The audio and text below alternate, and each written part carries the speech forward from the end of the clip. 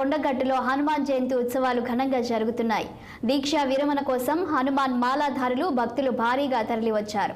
రామనామ స్మరణతో కొండగట్టు ఆలయ ప్రాంగణం మారుమోగుతుంది. కొండపైకి చేరేందుకు టీజీఎస్ఆర్టీసీ 4 ఉచిత బస్సులు ఏర్పాటు చేసింది. భక్తులకు ఎలాంటి ఇబ్బందులు కలగకుండా తాగునీరు, చలవ పందిళ్లు ఏర్పాటు చేశారు ఆలయ సిబ్బంది. ఇతర రాష్ట్రాల నుంచి లక్షలాది మంది భక్తులు కొండగట్టు ఆలయానికి చేరుకొని తమ మొక్కులు చెల్లించుకుంటున్నారు. హనుమాన్ జయంతి సందర్భంగా కొండగట్టు హనుమాన్ ఆలయంలో స్వామివారికి ప్రత్యేక పూజలు నిర్వహిస్తున్నారు.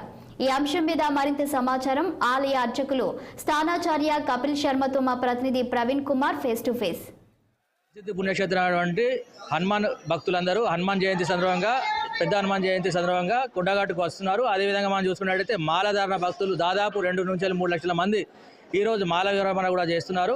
పెద్ద హనుమాన్ జయంతి అసలు విశిష్టత ఏంది, దాని గురించి పూర్తి వివరణ మనము అర్చకులు ఉన్నారు, వారితో తెలుసుకొని చెప్దామండి. చెప్పండి. రంభావణ విహారాజ కొండగట్టు నివాసునే శరవణోక శరణ్యాజ ఆంజనేయాజ మంగళం. కొండగట్టు క్షేత్రం చాలా ప్రసిద్ధమైనటువంటి పుణ్యక్షేత్రం తెలంగాణలో. ఎన్ని ఆంజనేయ స్వామి దేవాలయాలు ఉన్నప్పటికీ కూడా కొండగట్టు అనేటి అన్ని క్షేత్రాల కంటే ముఖ్యమైనటువంటి తలమానికటువంటి క్షేత్రం.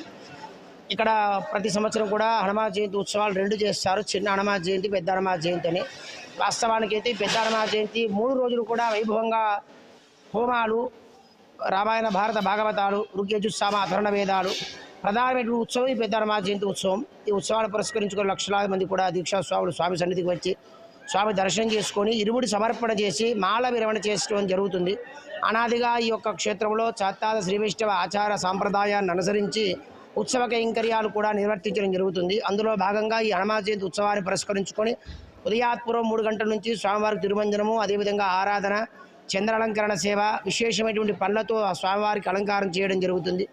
అదేవిధంగా యజ్ఞశాలలో కూడా మహాపూర్ణాహుతిని పురస్కరించుకొని వివిధ రకాల ప్రాయశ్చిత హోమాలు, మూలమంత్ర హోమాలు చేసుకొని స్వామివారికి మహాపూర్ణాహుతి నివర్తనం చేసుకొని ఆంజనేయ స్వామివారి ఉత్సవమూర్తిని జన్మదినాన్ని పురస్కరించుకొని, అంటే వైశాఖ మాసము బహుళపక్షం దశమి తిథి పూర్వాభాద్ర నక్షత్రం రోజు స్వామివారు మనకు ఆవిర్భావం చెందినట్టుగా జన్మించినట్టుగా పరాశర సంహితను తెలియజేస్తుంది. కాబట్టి ఈ రోజు కాబట్టి ఆ స్వామి యొక్క జన్మదినాన్ని పురస్కరించుకొని ఆంజనేయ స్వామివారి ఉత్సవమూర్తికి ఫలపంచామృతాలతో అభిషేకం గావించి అప్పుడే పుట్టినటువంటి స్వామివారికి ఊయల సేవ చేయడం జరుగుతుంది. ఆ ఊయల్లో పడుకున్నటువంటి స్వామివారికి వివిధ రకాలైనటువంటి ఉపచారాలు కూడా చేయడం జరుగుతుంది. ఈ విధంగా సాయంకాలం సహస్రదీపాలంకరణ, వెంకటేశ్వర స్వామివారి గరుడ సేవ 3 రోజుల పాటు వైభవంగా నిర్వర్తించినటువంటి ఉత్సవాలు ఈ రోజుతో పరిసమాప్తమవుతాయి. కాబట్టి భక్తులు అనేక సంఖ్యలో వచ్చి స్వామిని దర్శిస్తున్నారు. దర్శించిన భక్తులందరికీ కూడా స్వామివారి అవ్యాజమైన కృప ఎల్లవెల్లలా ఉండాలని, లోకా సమస్త సుఖినో భవంతు, లోకము క్షేమంగా ఉండాలని చెప్పి స్వామివారి ప్రార్థన చేస్తున్నాం. జై శ్రీరామ్, జై హనుమాన్. అయితే మనం చూసుకున్నట్టయితే హనుమాన్ జయంతి సందర్భంగా పెద్ద ఎత్తున భక్తులు అయితే వస్తున్నారు. మనం ఉదయం నుంచి చూస్తున్నాము, పెద్ద ఎత్తున భక్తులు వస్తూ మాల విరమణ చేస్తున్నారు. దాదాపు లక్షలాది మంది భక్తులు ఇతర రాష్ట్రాల నుండి వస్తున్నారు, వాళ్ళ మొక్కులు చెల్లించుకున్నారు. కెమెరామ్యాన్ శ్రవంతో ప్రవీణ్ కుమార్.